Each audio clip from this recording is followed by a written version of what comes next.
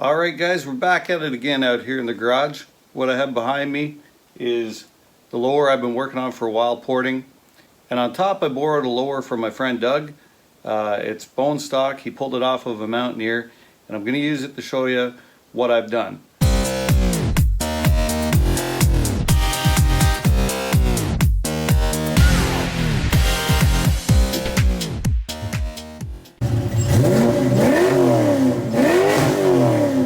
As I mentioned in the last video, I'm not a professional porter. I'm not an amateur porter because I've never done this before. I've removed casting flash from some intakes. I've opened up the throttle body opening on some intakes, some minor stuff, but I don't know the ins and outs of porting. So what I've done here is not something you should probably copy or use at home because, once again, I don't know what I'm doing. If you've been following the videos, you know I've got this tubular that I've been working on. I've modified, I've polished. And I've really wanted one of those for years, and that's what I want for my car. And I'm just trying to go as fast as I can, make as much horsepower as I can with what I've got.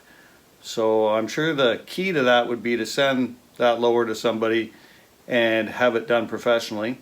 But I'm really cheap. I like to do everything myself, and that's why I'm doing this. So I've read in the past, you know, the key to some ports is not really how big you make it. It's about the shape and removing material from the right spots. Unfortunately, I don't have that knowledge. So all this is big. So let me show you what I've got going on over here. Okay guys, I'll adjust the light. So this is our number 5 runner. And as you can see, it's very hard to see the opening at the middle of the intake. I have to tilt the camera really hard. If I do a straight shot on with it like that, you can't see it. So number 5 has one of the worst bends in the intake. Down here, I've opened this one up to a 1250 gasket, and it's a lot easier to see that middle hole. If I tilt it just a little bit, you can catch all of it.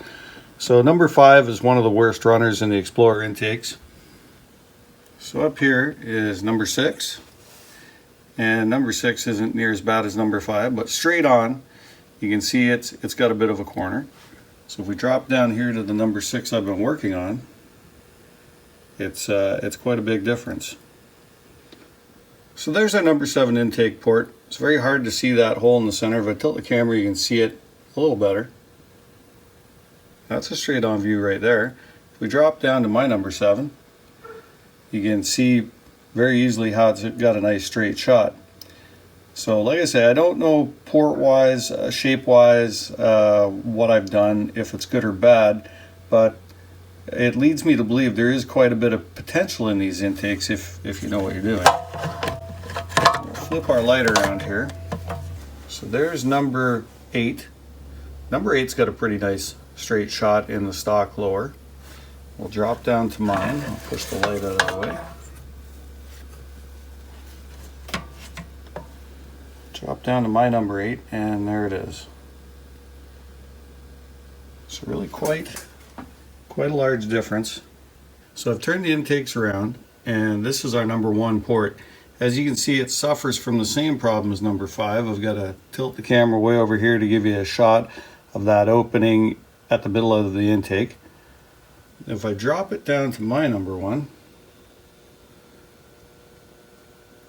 it's a lot easier to see the hole in the middle of the intake.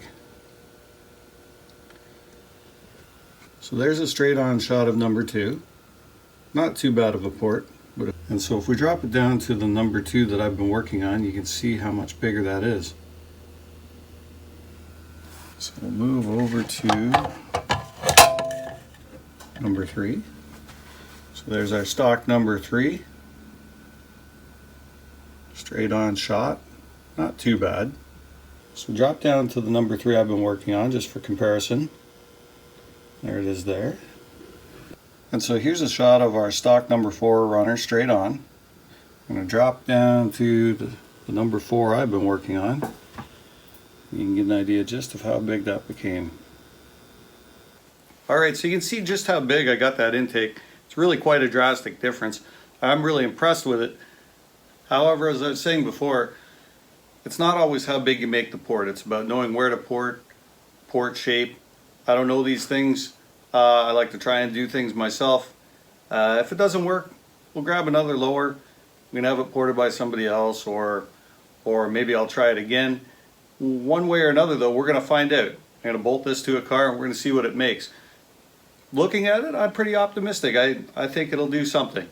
It may not be optimal, but we will find out.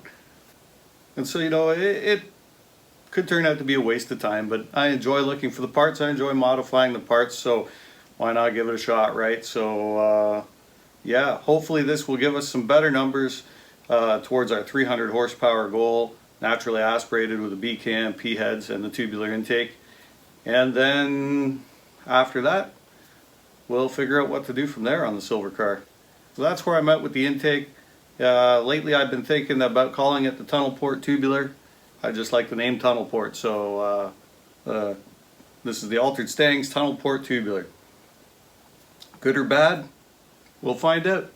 So we're over the 500 subscriber mark. I just wanted to thank everybody for watching these videos. Really appreciate everybody who's checked them out, subscribed, commented. Thank you very much. I'm looking forward to bringing everybody a lot better content once the warm weather gets here. It's pretty cold outside, minus 28 this morning. We had a big dump of snow at one point, so these are the best things I can do right now in my little garage. Hope you're enjoying the content, but I've got some plans for some really great stuff to come. And until next time, remember what we say here at Altered Stangs, leave no stang unaltered. Thanks for watching. Bye for now.